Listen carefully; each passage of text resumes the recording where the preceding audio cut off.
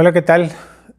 En esta cuarta charla quiero comentar que el sistema político mexicano, diría un viejo maestro y querido maestro, Gilberto Gutiérrez Quirós, aguanta eso y más.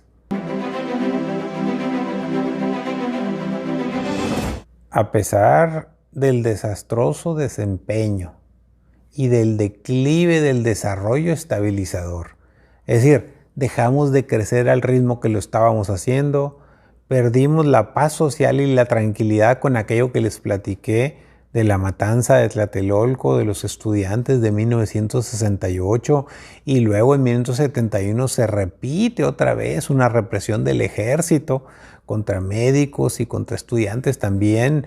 En 1971 los halcones le llamaron a grupos paramilitares, ya con Luis Echeverría.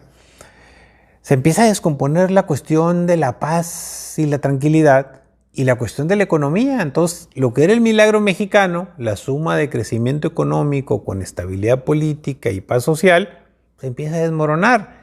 Y a eso súmenle que los gobiernos populistas se les ocurre la brillante idea para ganarse a la gente, obreros, campesinos, indígenas y todo eso, pues de regalar dinero a diestra y siniestra por todos los rincones del país. Algo muy parecido a lo que está sucediendo en estos momentos, pero no le estoy hablando de hoy, le estoy hablando de los años 70, del 70 al 76 y del 76 al 82.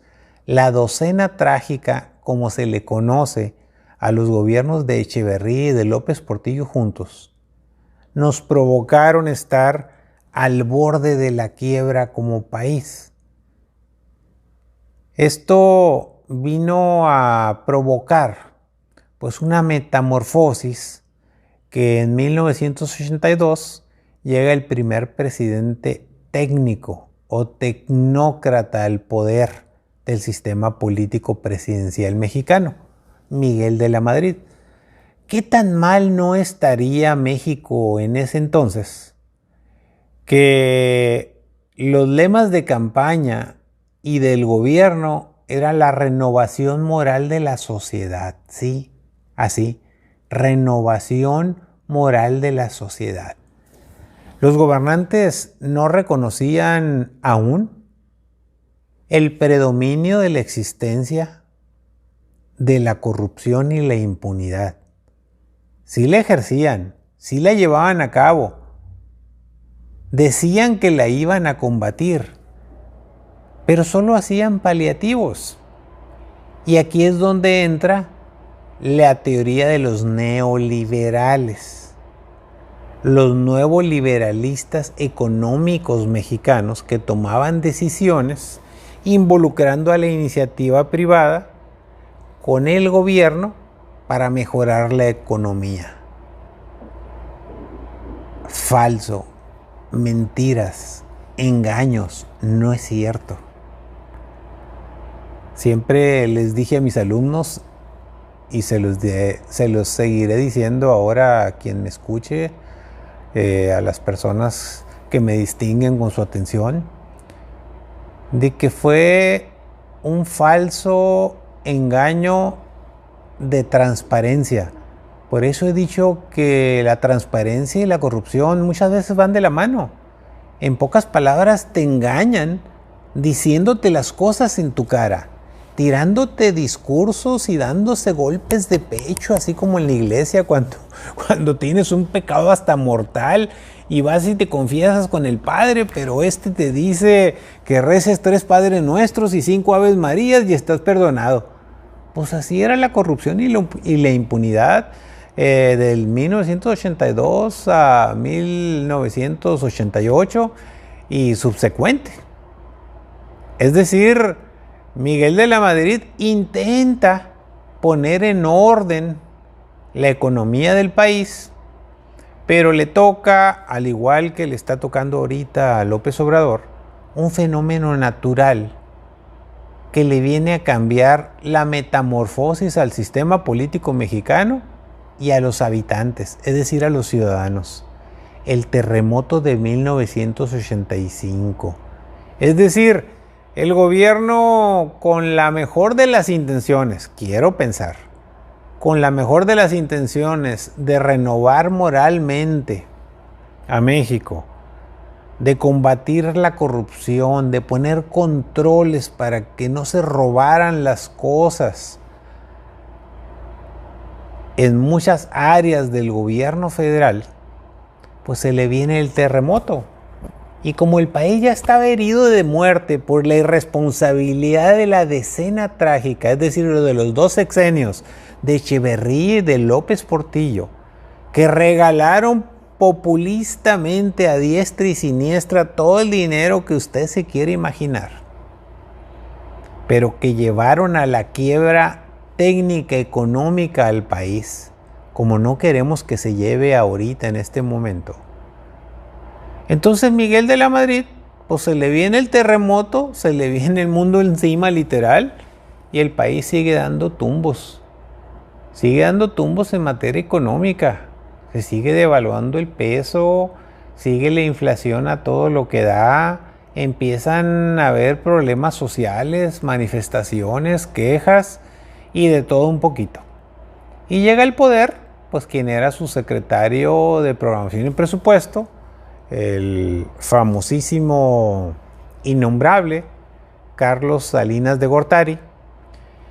Llega al poder en un momento sumamente complicado, 1988, cuando por primera vez existen las fuerzas democráticas del país que se organizan para formar una oposición real y tener candidatos a la presidencia de la República, diferentes, que detuvieran este irreversible proceso de corrosión, erosión y destrucción del sistema político mexicano.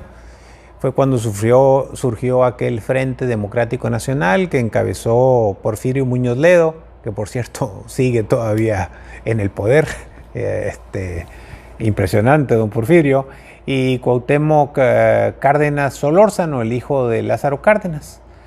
Entonces llega Carlos Salinas de Gortari, se convierte en un presidente también de corte internacional, que venía con doctorado de no sé qué universidad, con todos los estudios que usted quiere y diga, implementa aquel PRONASOL, el Programa Nacional de Solidaridad, regalarle dinero a los pobres, comidas, despensas, hacer mini obras en todo el país, transformar a México.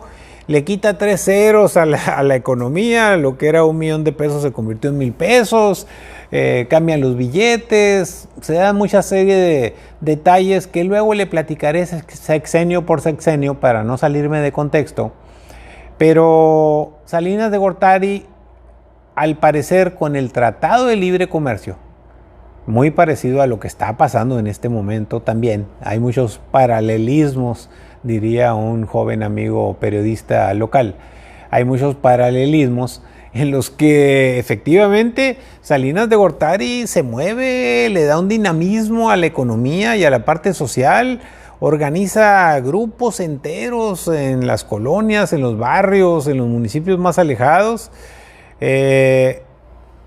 pero también tiene un proceso importante, difícil, porque en el momento más álgido de su gobierno, cuando todo parecía que iba bien, cuando parecía que iba la economía a mejorar, cuando parecía que México al fin daría el paso y pegaría el brinco para pasar de un país en vías de desarrollo a un país desarrollado, inclusive se hablaba de que podíamos ser una potencia económica y que íbamos a crecer a tasas del 8% y que las cosas estaban mejorando de una manera impresionante.